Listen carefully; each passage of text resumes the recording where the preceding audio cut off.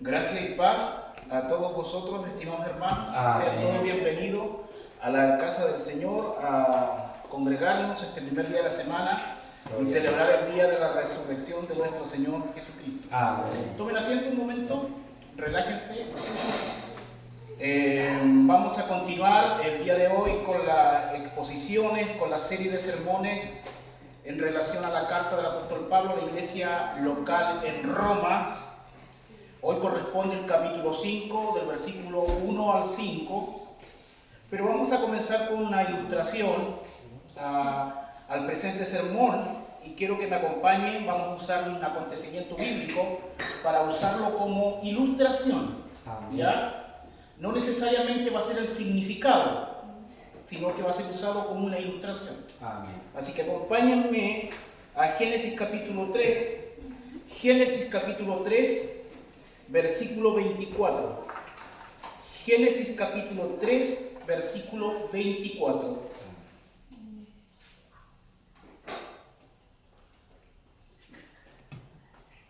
Génesis capítulo 3, versículo 24. Voy a dar lectura a este versículo.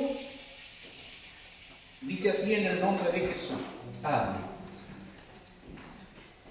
Echó pues fuera al hombre y puso al oriente del huerto de Edén querubines y una espada encendida que se revolvía por todos lados, para guardar el camino del árbol de la vida. Amén. Tomen asiento. De una u otra manera, en menor o mayor grado, todos conocemos, los cristianos evangélicos, conocemos este versículo. En algún momento hemos pasado por aquí. Edén. Sabemos que en este contexto el hombre cayó en pecado. En este contexto hay un antes de la caída y un después de la caída. De hecho, la historia del hombre podría dividirse entre antes de la caída y después de la caída. Amén. Es más, si nosotros pudiéramos resumir toda la revelación de la Escritura, podríamos decir que la creación, la caída, la redención y la restauración. Si usted ve toda la Biblia, desde Génesis a Apocalipsis, puede resumir todo esto en 4 elementos. Creación, caída, redención y restauración. Ese es como el resumen de toda la revelación progresiva. Pero en el contexto de Génesis tenemos al hombre que está en el escenario de la historia y ya podemos dividir esta historia del hombre en antes de la caída y después de la caída. Entonces, trayendo a colación este versículo que dice, echó. A nadie nos gusta que nos echen. Que nos echen de una casa, que nos echen del trabajo, que nos echen de una conversación de amigos. Es triste que nos echen. El primer hombre experimentó esto, fue echado por Dios de Edén. Imagínense ilustrativamente hablando a Edén como una casa. Dios puso ahí al hombre, en el huerto, una casa, en el huerto de Edén. Y el hombre cayó en pecado y Dios lo echó.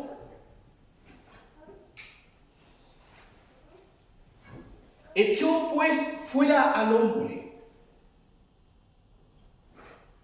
Y una vez que lo echó y puso al oriente del huerto de Edén querubines. Los querubines, la principal función de los querubines es proteger.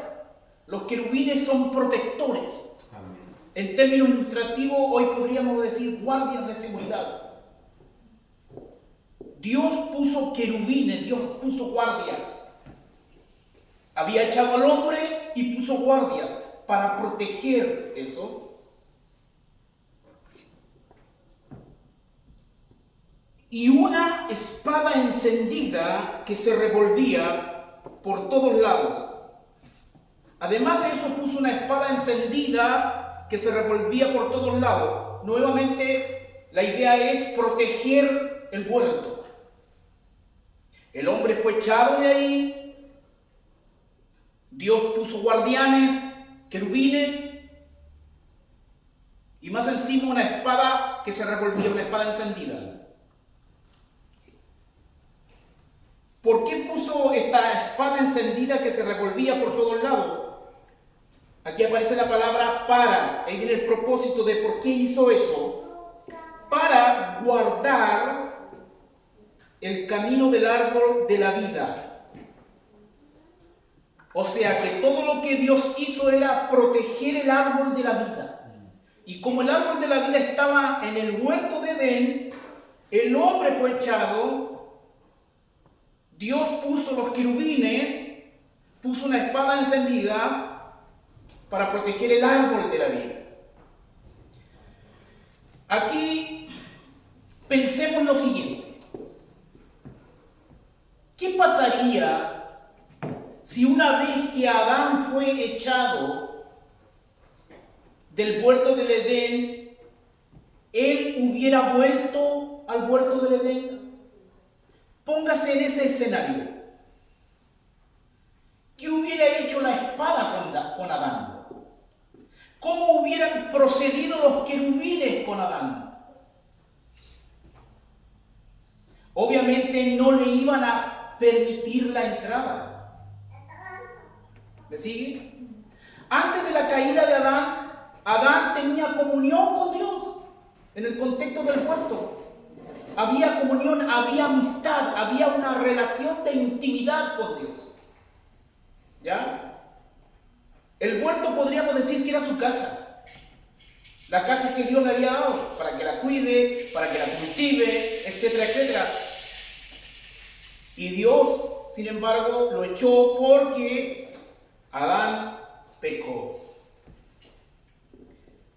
Esto que he relatado hasta el momento, quiero que nos sirva como ilustración, este entendimiento, que nos sirva como ilustración a todo lo que hablaré y lo que enseñaré en cuanto al capítulo 5 de Romanos, versículo del 1 al 5. ¿Me sigue? Amén.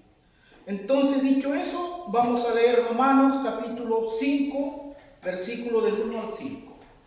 Si lo encuentra, se pone de pie, por favor. Romanos capítulo 5, versículo del 1 al 5. Dice así en el nombre de Jesús, abro comillas. Capítulo 5 de Romanos, versículo del 1 al 5. En el nombre de Jesús, abro comillas, dice así. Amén. Justificados, pues, por la fe, tenemos paz para con Dios por medio de nuestro Señor Jesucristo. Porque por quien también tenemos entrada por la fe a esta gracia en la cual estamos firmes y nos gloriamos en la esperanza de la gloria de Dios.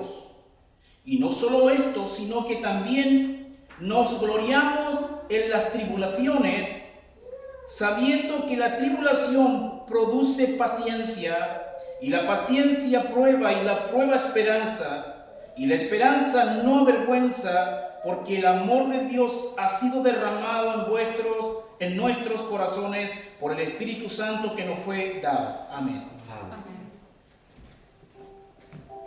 Tomen así.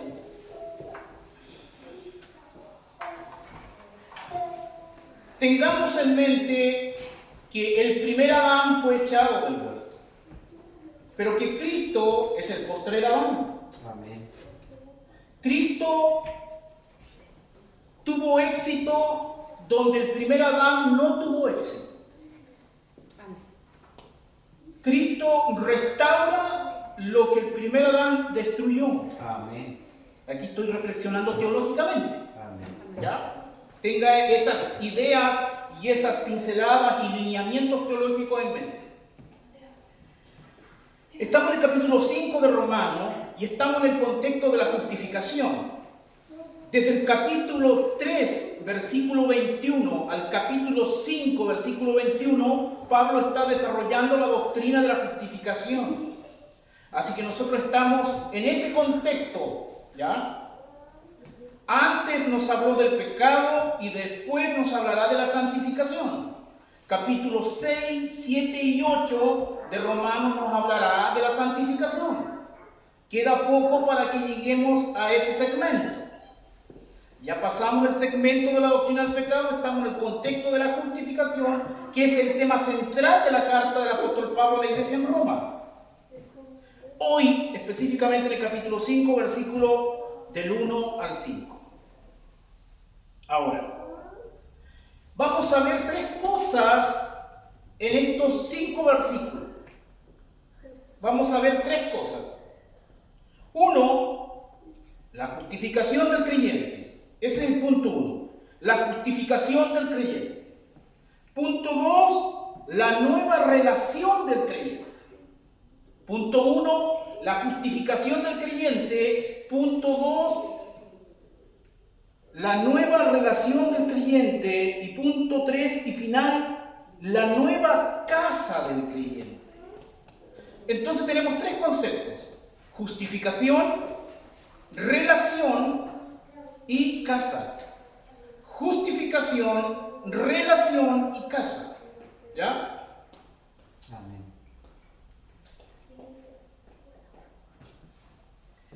Si tuviéramos que resumir todo lo que significan estos 5 versículos, diría que Pablo da a entender que somos justificados y esto restaura nuestra relación con Dios de manera que pasamos a ser parte de su familia. Pablo nos muestra en estos 5 versículos que somos justificados por el Señor. Amén. Esto causa que nuestra relación sea restaurada y por ende pasamos a ser parte de la familia de Dios. Amén. Entonces entramos al primer punto, la justificación del creyente, y aquí comenzamos en la Reina Valera con la palabra justificados. Coma.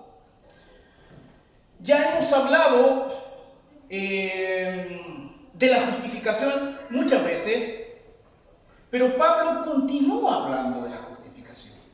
Eso indica ya un punto muy importante, que es algo muy importante.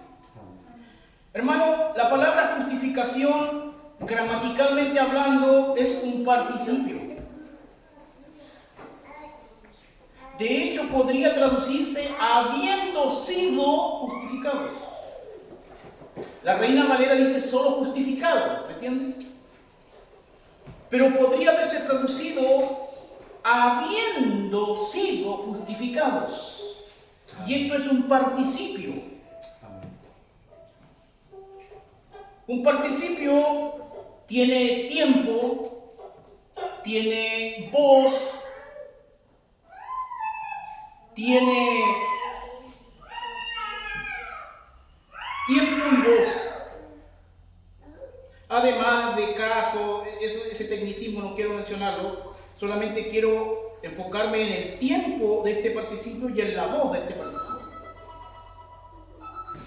Justificados está en tiempo auristo. ¿Qué significa esto? Justificado. Cuando Pablo dice justificado, porque Pablo podría haber dicho seréis justificados, futuro. Eres justificado, presente, o justificados, dando a entender habéis sido justificados o habiendo sido justificados. El tiempo de este participio es auristo, y auristo es un tiempo en el pasado. Entonces lo que Pablo está diciendo aquí es que hemos sido justificados. Le está diciendo a los hermanos de la iglesia en Roma que habían sido justificados. No está hablando del presente de ellos. Amén. Está hablando de cuando ellos creyeron, ¿me siguen? En el pasado, en tiempo auristo, fueron justificados, habiendo sido justificados. Lo importante es que la voz que usa aquí es una voz pasiva. ¿Qué significa esto? Que el sujeto recibe la acción. O sea, supongamos que a mí me tiran un balón de fútbol. Yo no hice nada para que ese balón de fútbol viniera hacia mí. Estoy pasivo. Llegó un balón de fútbol hacia mí. La acción viene hacia mí. Viene hacia mí, yo no hice nada. O sea, no hay mérito mío. Llega. Amén. Entonces Pablo cuando dice justificados, lo que le está diciendo teológicamente hablando con el tiempo pasivo es, y aquí doy la explicación teológica de este entendimiento, hermanos de Roma, vosotros habéis sido justificados por alguien externo. Amén. O sea, Jesucristo los justificó. Amén. Él los declaró justos. Dios los declaró justos a ustedes en tiempo auristo. O sea, implicancia de esto es que no hay mérito en ningún hermano de la iglesia en Roma. Amén. No tienen mérito en la justificación. La justificación no es a causa de algún talento que ellos tuvieran, de alguna acumulación de obras que tuvieran, de algún comportamiento noble que tuvieran, no, porque ellos son pasivos, reciben la acción de quien les justifica, en este caso Dios les justifica. Amén. Entonces, todo eso que acabo de decir, Pablo lo indica acá con la palabra justificado, o habiendo sido justificados. Pues por la fe. Aquí nos habla del medio de la justificación, no de la causa de la justificación, sino que del medio instrumental de la justificación. La causa de la justificación es la gracia. Amén. Pero el medio es la fe. Es necesario que sea por fe para que sea por gracia. Porque la fe no se jacta a sí misma.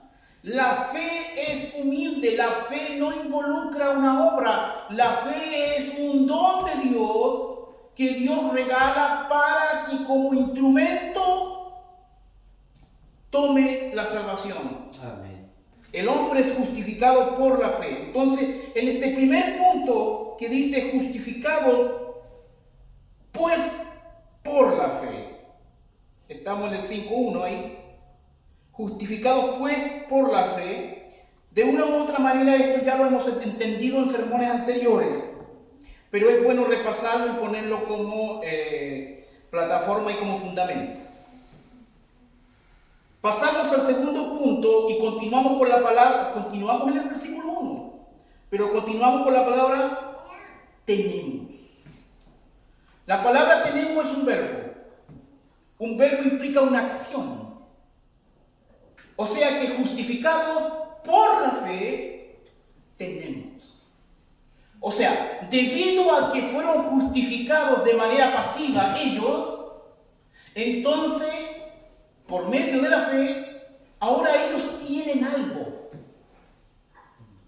Y aquí el punto dice la nueva relación del creyente. O sea, ellos tienen una nueva relación. Dice, tenemos paz para con Dios.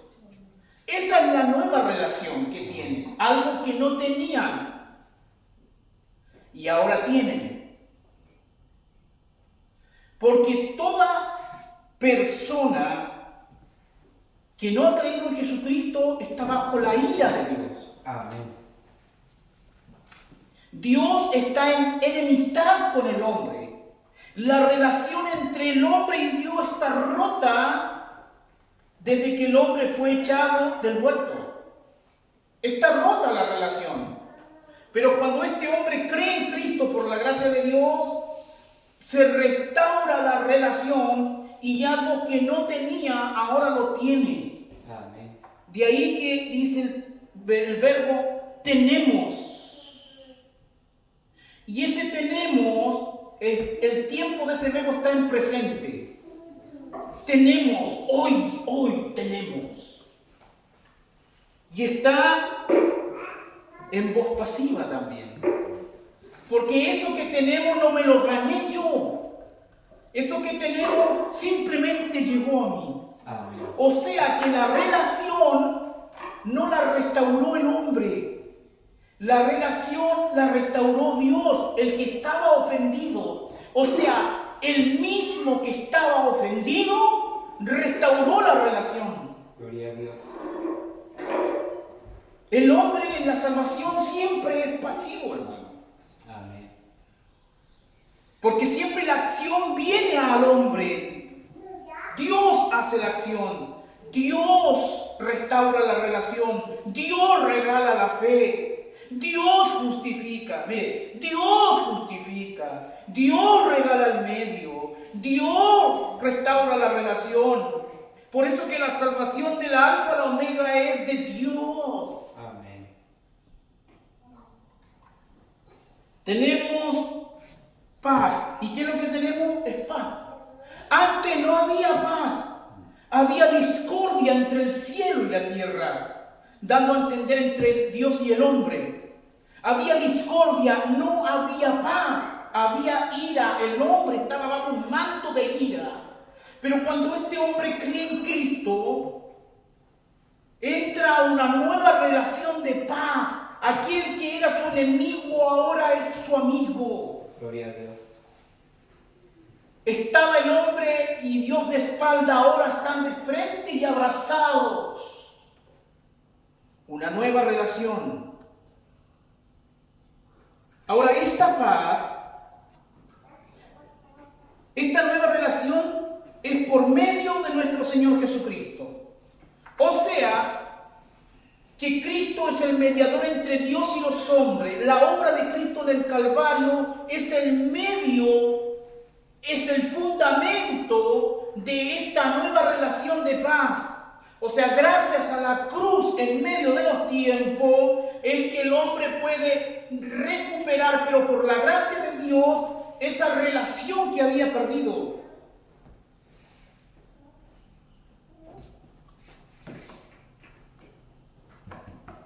¿Me sigue? Amén.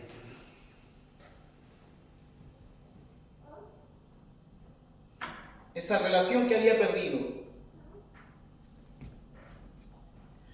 El hombre estaba bajo la ira de Dios, era hijo de ira, pero ahora que ha creído en Cristo está en paz con Dios. Pero esta paz es por medio de Jesucristo. Gloria a Dios. Aquí hasta el momento tenemos dos puntos. Tenemos la justificación del creyente, tenemos la nueva relación del creyente. Tenemos dos cosas que le acontecen al creyente. Es justificado y su relación es restaurada. Entonces, ahora, esta relación de paz que tiene no es una relación de paz subjetiva. Me explico. ¿Usted se siente en paz con Dios? ¿Usted cuando mira al cielo siente que está en paz con Dios? Puede ser que sí, puede ser que no. Es más, ¿cómo funciona nuestra experiencia? Nuestra experiencia funciona así, que a veces cuando andamos con hartos cultos en el espinazo, como que siento que estoy en paz con Dios. O cuando he orado 10 horas en una semana, como que siento que estoy en paz con Dios. Pero cuando no acontece así, no tengo tanto ese sentimiento, como que no estoy tanto en paz con Dios. Esa es la cuestión subjetiva, la cuestión interna. ¿Se referirá a esa cuestión esta paz? No.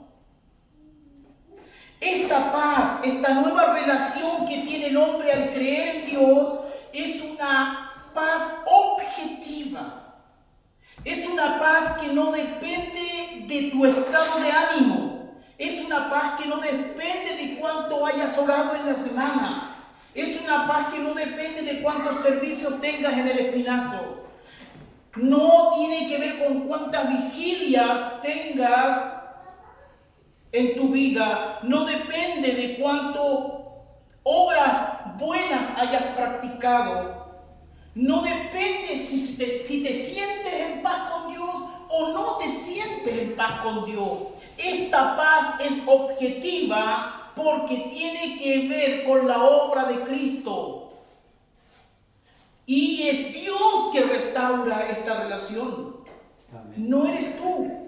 No es subjetivo, esto es objetivo. Entonces, ¿qué es lo que pasa con el creyente cuando cree en Dios?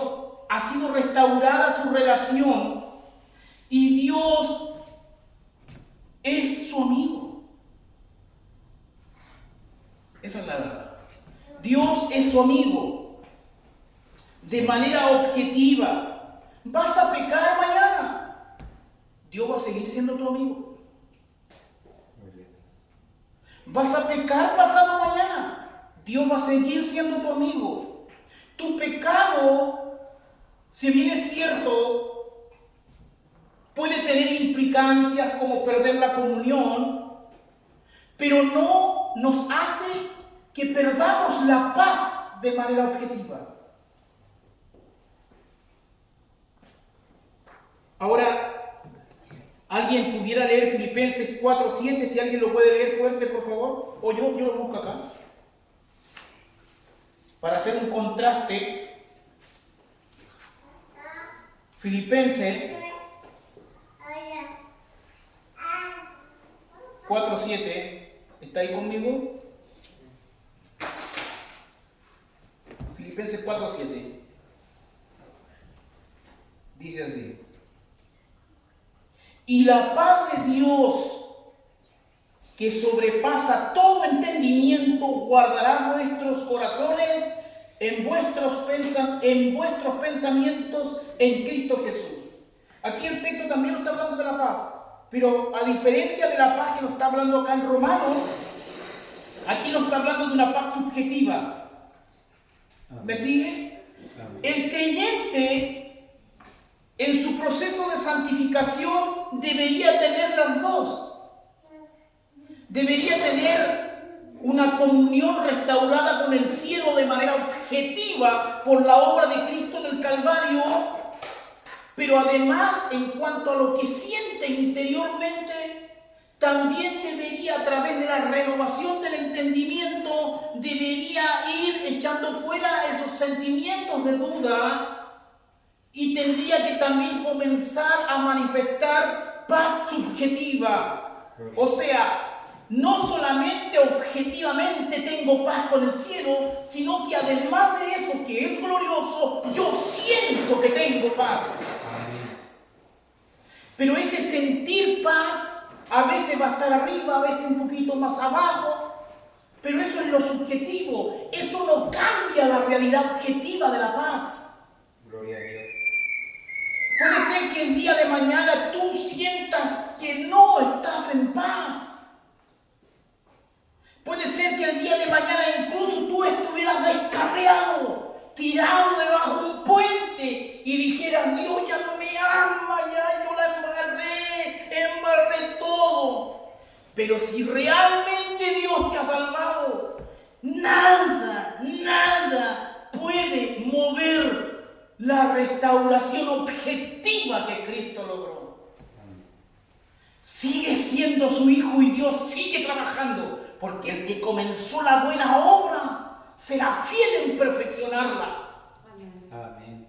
Hasta el día de Jesucristo. Gloria a Dios. O sea, si usted ha creído en Cristo, entonces tiene paz para con Dios. Objetivamente. Ahora, como aplicación, yo podría decirle, a la luz de esa verdad, viva su día. Su diario vivir debe vivirlo a la luz de la verdad que no cambia. Amén. la paz objetiva con Dios ha sido restaurada, entonces usted no solamente debe tener paz con Dios, sino que debe sentir paz con Dios. Gloria a Dios. O sea, la hija del rey no solo debe parecer, no solo debe ser la hija del rey, sino que debe parecer la hija del rey. Amén. ¿Qué quiero decir con esto? No solamente debe ser verdad que tienes paz con Dios, sino que tú debes sentir que tienes esa paz. Amén. Y cuando uno siente que tiene esa paz, tú andas feliz por la vida. Gloria a Dios. Andas en el gozo de la salvación. Ahora, si por X motivo has perdido ese gozo, si por X motivos tienes duda, déjame decirte que Dios sigue estando en paz contigo por medio de Jesucristo. Amén. Entonces, la nueva relación del creyente. Pasamos al tercer punto, la nueva casa del creyente. Dice el 5.2, ¿por quién también? O sea, además de tener paz con Dios, ahora, ¿por quién también? O sea, además de ser restaurada la relación, además de eso, también, va a seguir añadiendo otra cosa, ¿por quién también tenemos? Y esta palabra tenemos es otro verbo. O sea que no solo tenemos paz, sino que ahora tenemos otro tenemos. Y este tenemos está en tiempo perfecto. Tiempo perfecto en el pasado. Algo que ha sido completado completamente en el pasado y tiene implicancias en el presente. ¿Qué es lo que tenemos? Dice, tenemos entrada por la fe a esta gracia. O sea, que por haber creído en Cristo somos justificados, tenemos paz, una nueva relación, pero además también tenemos acceso a algo, tenemos entrada a algo, tenemos entrada a un lugar, tenemos entrada a la gracia. Tenemos entrada a la gracia. Ahora, venga la ilustración que estoy escribiendo desde el comienzo. Adán fue echado. Si Adán vuelve, ¿cierto? Amén. Los querubines se han cortado con él. ¿Por qué? Porque Adán está en enemistad con el dueño del huerto. Amén. Hay una relación rota. Y si la relación está rota, Adán no puede tener entrada o chipe libre de volver al huerto. Amén. Porque los querubines le van a cerrar la puerta y no tendrá entrada. O sea, no tiene una nueva relación y por ende no tiene entrada. ¿Me sigue? Amén. Sin embargo, acá el texto me está diciendo que los creyentes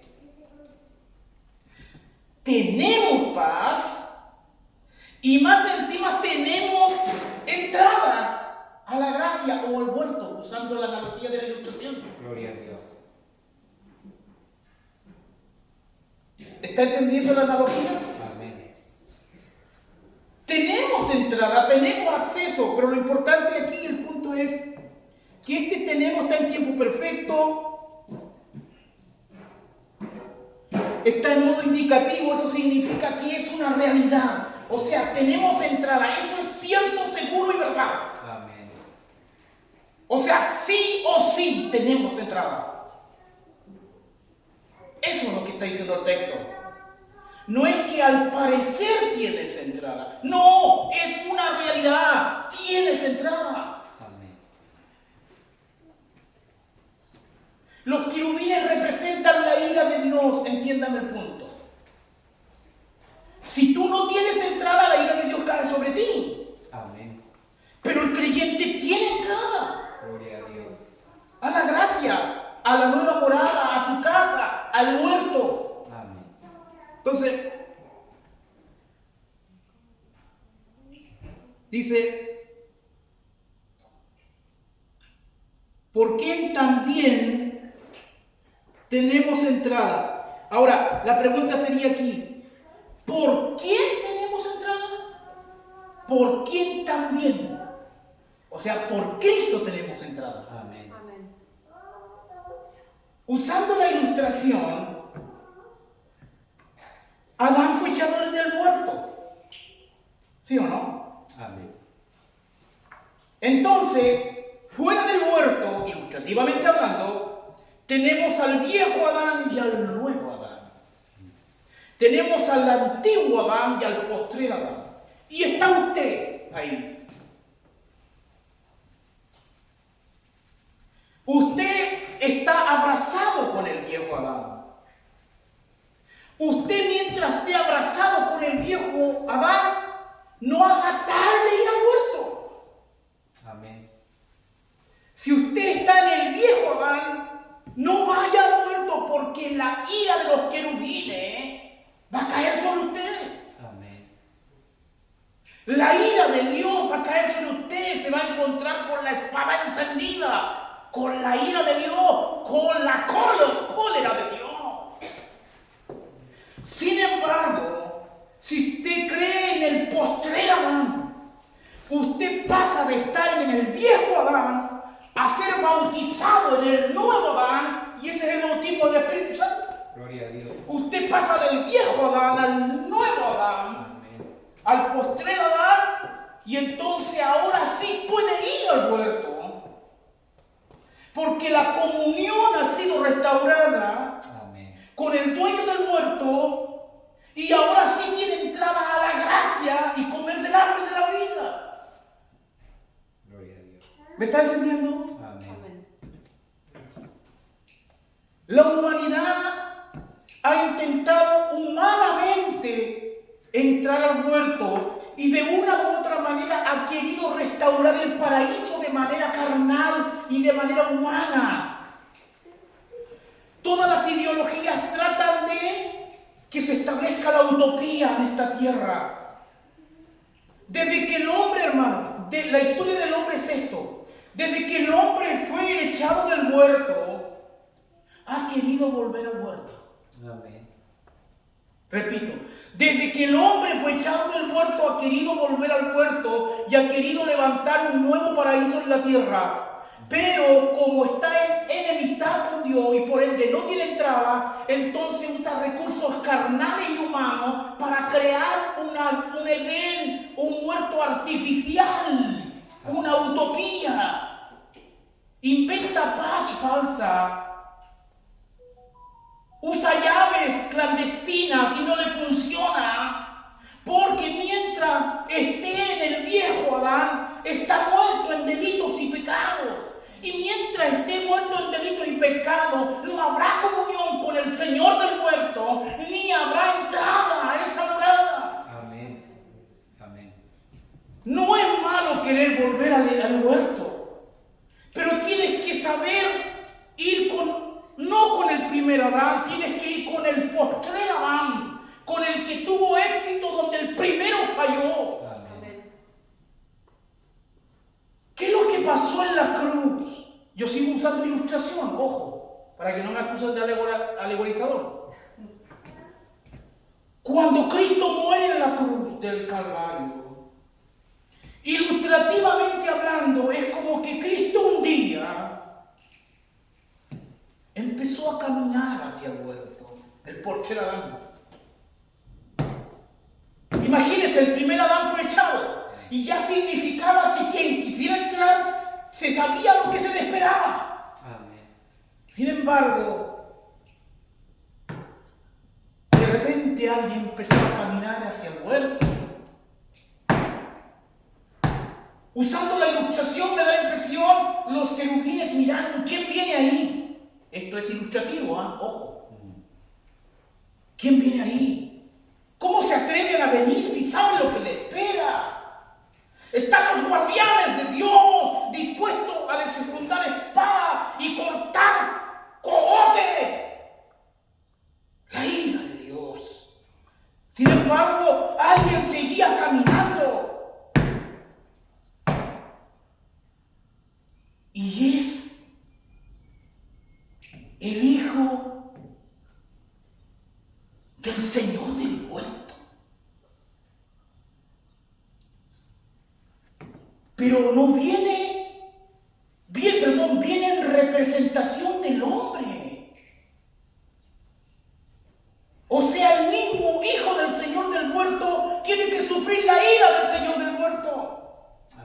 ¿Qué fue lo que pasó en la cruz? La ira del Padre cae sobre el Hijo. ¿O no? Amén. Entonces, usando la ilustración, Cristo empezó a caminar hacia el huerto y los querubines tomaron la espada y le enterraron la espada al Hijo. Toda la ira de Dios cayó sobre el Hijo. Amén. No es que no se pudiera entrar al huerto, sino que para entrar tenía que la ira caer sobre esa persona. Amén. Amén. Entonces Cristo en la cruz se enfrenta a la ira de Dios. Amén. Cristo en la cruz es aquel que desafía en alguna medida a los querubines. Aquel que se atreve a entrar y aquel que tuvo éxito donde el primero fracasó.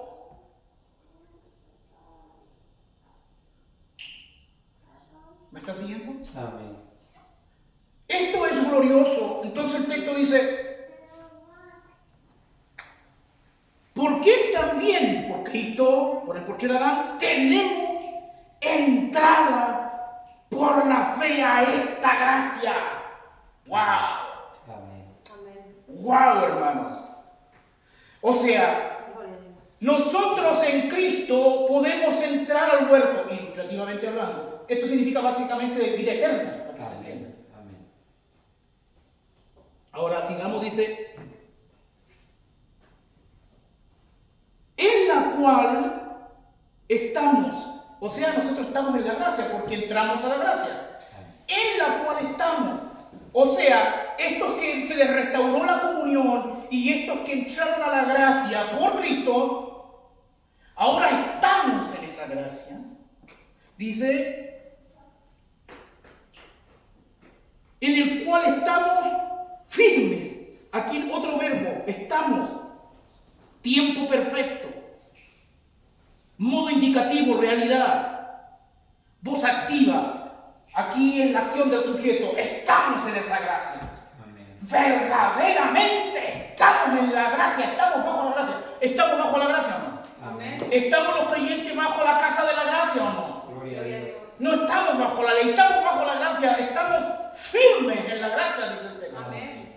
¿Y qué significa que estamos firmes? Que ya en Cristo no podemos perder esa casa llamada gracia.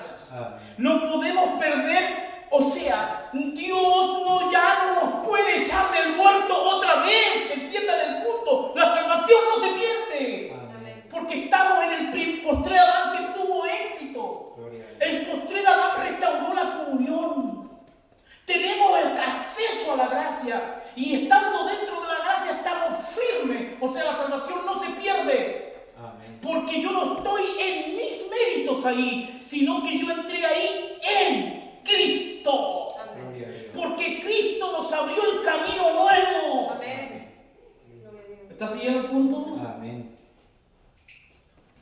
Cuando Cristo murió y se le enterró en el costado la espada, curiosamente, justamente el velo del templo se rasgó y se abrió el camino nuevo. Hay acceso. Ahora en el postrer Adán tenemos acceso al lugar santísimo. En el postrer Adán.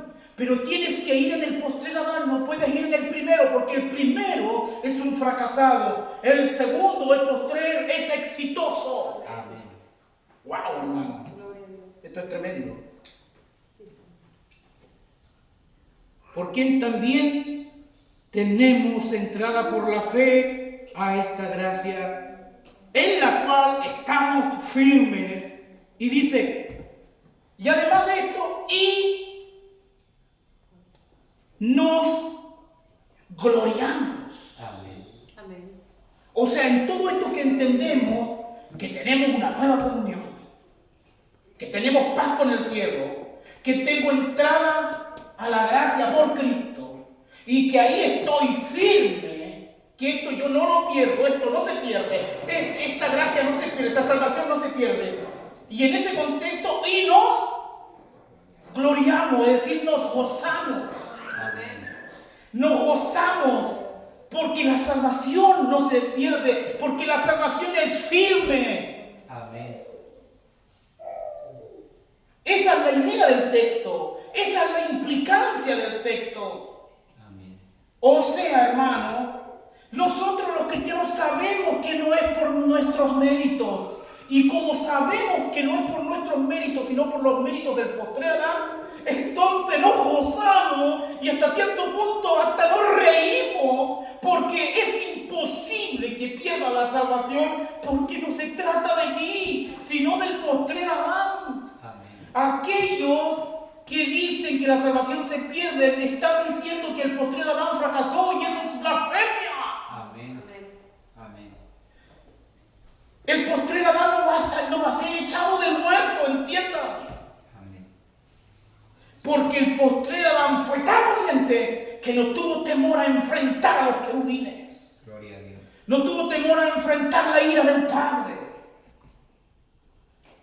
O sea, es como que el Padre dijo, a ver, voy a tirar balas a la tierra. Cristo se puso entre el Padre y la humanidad y dijo, yo le pongo el pecho a las balas.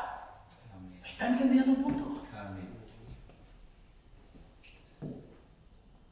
En el cual estamos firmes y nos gloriamos en la esperanza de la gloria de Dios. Nos gloriamos en la esperanza de la gloria de Dios. ¡Wow!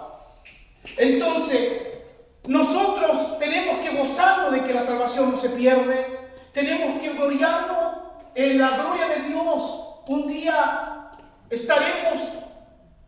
contemplaremos su gloria, estaremos en el cielo. Seremos glorificados porque estamos firmes. Amén. Estamos firmes que alcanzaremos la glorificación. Alcanzaremos el cielo nuevo y la tierra nueva porque estamos firmes en la gracia.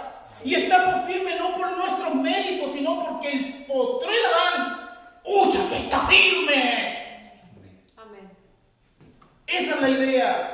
No es una jactancia santa, por decirlo de alguna manera, porque no se jacta en mi mérito, en mi obra. Me jacto en los méritos de Cristo. Me gozo en los méritos de Cristo. Me alegro en los méritos de Cristo. Me glorío en Cristo. Me glorío en la obra de Cristo. Me glorío en el éxito de Cristo. Me glorío en Cristo Jesús. Amén. Gloria a Dios. Gloria a Dios. Gracias, Señor. Y nos gloriamos en la esperanza, o sea, tenemos esperanza. Amén. Una esperanza es algo que viene en el futuro y uno tiene esperanza de que va a llegar. Pero esta esperanza es tan gloriosa que nosotros ya nos gozamos porque sabemos que lo que esperamos en el futuro ya fue hecho en el pasado, en la cruz. Amén.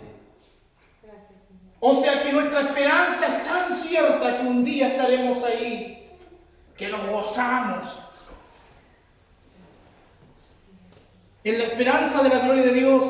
Y dice, hermano, dice, y no solo esto, bueno, ¿qué cosa más hay? Y no solo esto, dice el texto, dice, sino que también nos gloriamos, aquí tiempo presente, o sea, nos gloriamos en el tiempo presente, nos gozamos en el tiempo presente, sino que también nos gloriamos en las tribulaciones. O sea, nos gloriamos en el tiempo presente en las enfermedades, en los sufrimientos. Amén. O sea, no solo me glorío o me gozo por la gloria de Cristo, no solo me gozo por el éxito del postrer Adán, sino que además en el presente Me glorío en el sufrimiento. Amén. Gloria a Dios. O sea, cuando Dios te trae sufrimiento por causa de la obra, la idea es, gracias, en vez de decir, ¿por qué me haces pasar por esto? Es como, qué gracias que me haces pasar por esto, porque tú estás actuando en mí. Amén. De repente, hermano, mire, le voy a poner este ejemplo. De repente hay personas que Dios muestra que las ama tanto, que los castiga cada rato. Y alguien podría decir, es decir, que es penca porque Dios lo castiga, en cualquier cosita lo castiga. Pero a mí esa gente hasta me da envidia, hermano. Porque Dios tiene una comunión tan celosa con ellos que no les deja pasar una. Amén. Y de repente a uno como que ni lo pesca, por decirlo de alguna manera. ¿Me entiende el punto? Entonces, si Dios envía sufrimiento, si le pasa esto, le pasa lo otro, ¿qué le pasa esto, qué le pasa lo otro?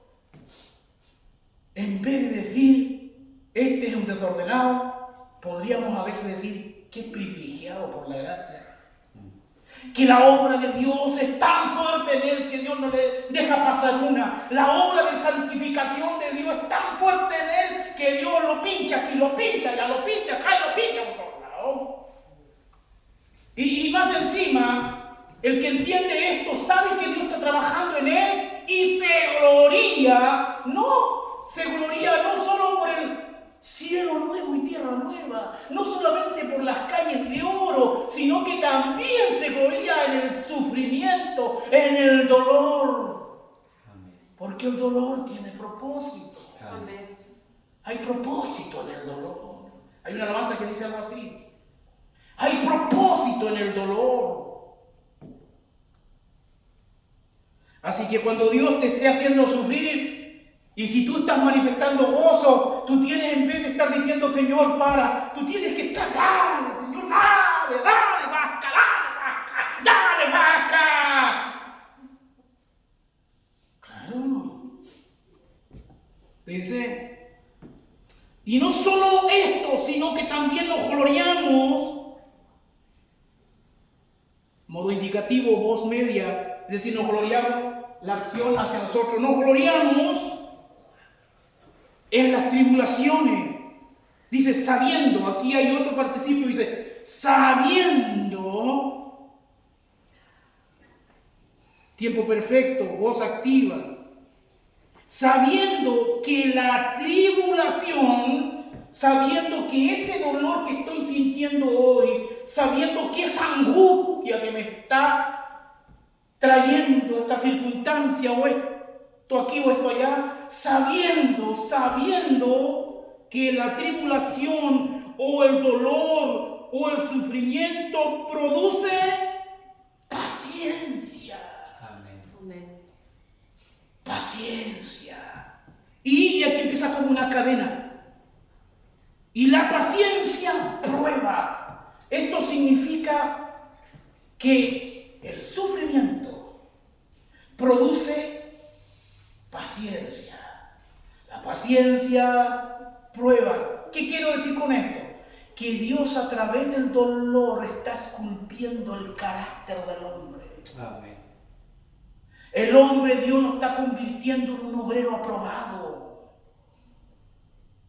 Es como cuando el artista esculpe la obra y saca pedazos que no sirven.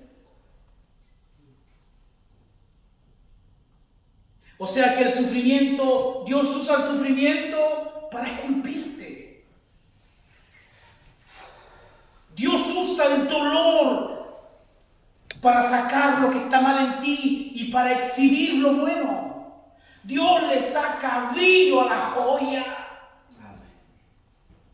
Así que cuando estés sufriendo tienes que entender que Dios te está sacando brillo. Y no solo esto, sino que también nos gloriamos en las tribulaciones. La tribulación produce paciencia y la paciencia prueba y la prueba esperanza. Amén. Y la esperanza no avergüenza. Amén. ¿Se imagina si al final de los tiempos todo esto es mentira? Es como que fuéramos avergonzados. Pero nosotros sabemos que todo lo que estamos viviendo, esto no avergüenza porque es verdad. Amén. Es la obra, no es la obra de Freddy Angulo, es la obra del postrer Adán. Amén. Es la obra del Hijo de Dios, es la empresa de Jesucristo. Gloria a Dios. Jesucristo es un empresario exitoso. Hermano, esta cuestión de la salvación es el emprendimiento de Cristo, entiendan. Cristo no es un fracasado. Amén. Amén. Dios no permitirá que te pierdas, porque lo que está en su mano nadie lo arrebatará. Por eso que decir que alguien pudiera perder la salvación es blasfemar contra el plan de Dios, es decirle a Dios, oye, fracasaste. Amén.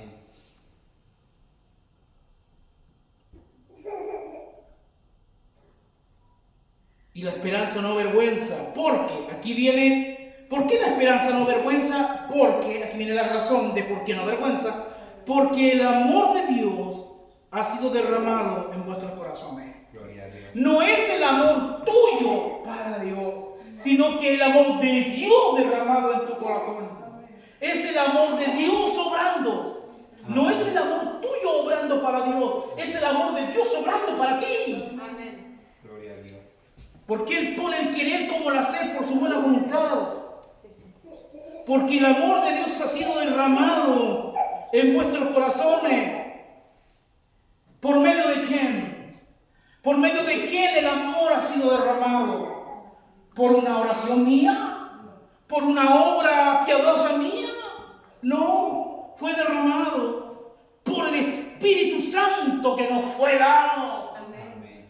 Hermano, al creyente el Espíritu Santo le fue dado como arras, como garantía. Amén. Es como que Dios dijo, a ver, Gabriel, la salvación no se pierde, pero para garantía tuya te dejo al Espíritu Santo. Amén. Eso es. Por eso que tenemos las arras del Espíritu. Y tener las arras del Espíritu no significa ser acallado, como muchas veces se nos predicó en otro lado. Tener las arras del Espíritu Santo es tener al Espíritu Santo en la vida. Amén. Y si el Espíritu Santo está, el Espíritu Santo esculpe, santifica, frena la maldad, frena el pecado. Amén. Y en la guerra entre el Espíritu y la carne, el Espíritu Santo ayuda a mi espíritu. Amén. Amén. Gracias, Señor. Gloria a Dios. Entonces, la justificación del creyente, la nueva relación del creyente y la nueva casa del creyente. ¿Cómo se llama nuestra casa? Gracia. Gloria a Dios. Hermanos, mire, es como, esto es glorioso, usando la ilustración, es cuando el postrer Adán empezó a caminar hacia el huerto y los querubines empezaron a ponerse en posición para usar la espada. Es como que usted ahora va hacia el huerto y usted ya no tiene que temer, porque usted viene con gente. Amén. Cristo viene con usted. Amén. Cristo es como decirle a los querubines, hola, vengo con el hijo del dueño. ¿Me está siguiendo? Vengo con el hijo del dueño. Pero Él no nos pega un perdonazo al estilo de Icón haciendo la vista gorda. Porque Él no entra por la ventana del huerto. Él entra por la puerta donde hay que enfrentar al querubín. Amén. Cristo enfrentó al querubín. Cristo no hace la vista gorda con el hombre. Se las cobró, pero se las cobró a Cristo. Amén. Amén. El Padre se las cobró al Hijo. Porque de tal manera amó Dios al mundo que envió a su Hijo unigénito para que todo aquel que en Él crea no se pierda, mas tenga vida eterna. Amén. Hay un texto, si no me equivoco, que dice: la paz y la justicia se besaron. Yo soy convencido que en la cruz el amor y la ira se besaron. Amén. El amor de Dios y la ira de Dios se besaron. ¿Cómo es posible que el mismo acto sea máxima expresión de ira y al mismo tiempo máxima expresión de amor? Amén. Termino diciendo Romanos capítulo 8, versículo 35 al 39. Romanos capítulo 8, versículos del 35 al 39. ¿Están ahí conmigo? Dice así. A la luz de toda esta comprensión, leamos esto. ¿Quién nos separará del amor de Cristo? ¿Tribulación? ¿O angustia? ¿O persecución? ¿O hambre? ¿O desnudez? ¿O peligro? ¿O espada? Como está escrito, por causa de ti somos muertos todo el tiempo. Somos contados como ovejas de matadero. Antes, en todas estas cosas, somos más que vencedores por medio de aquel que nos amó y derramó su amor en nosotros. Por lo cual estoy seguro, o sea, estamos firmes en la gracia, por lo cual estoy seguro. Hermano, ¿y de dónde sacamos esa doctrina de la seguridad? Por lo cual estoy seguro. Amén. ¿Qué significa eso? Cuando yo voy al griego y yo estudio por lo cual estoy seguro, yo llego a la conclusión de por lo cual estoy seguro. Amén.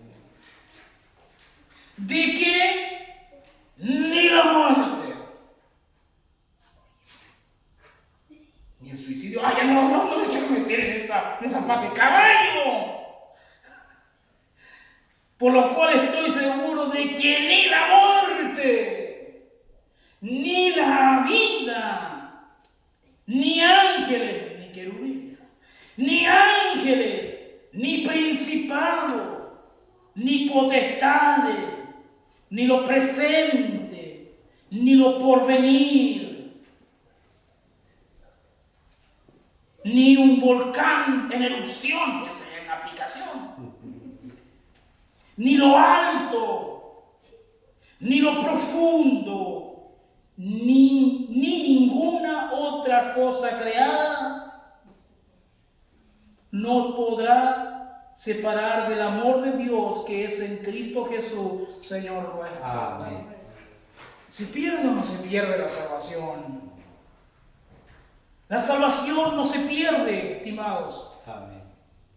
Así que con esta seguridad vivamos, tenemos paz para con Dios, y esta paz no solamente es objetiva, sino que además Dios nos invita a que esa realidad objetiva la hagamos realidad todos los días en nuestro caminar. Gloria a Dios. O sea, sintámonos en paz. Amén. Sinta esas depresiones que de repente andan por ahí. Usted, hermano, no tiene que buscar terapias. Hay 1000 terapias. ¿Por qué cree usted que existen tantas terapias? Porque ninguna funciona, por eso existen tantas. Entonces, tenemos que vivir nuestra vida ante la realidad de que hemos sido restaurados en cuanto a la comunión. El cielo es tu amigo. El cielo es amigo del creyente, pero es enemigo del incrédulo. Hasta aquí queda la exposición. Continuamos con el servicio. Pasa el pastor a este lugar. Amén.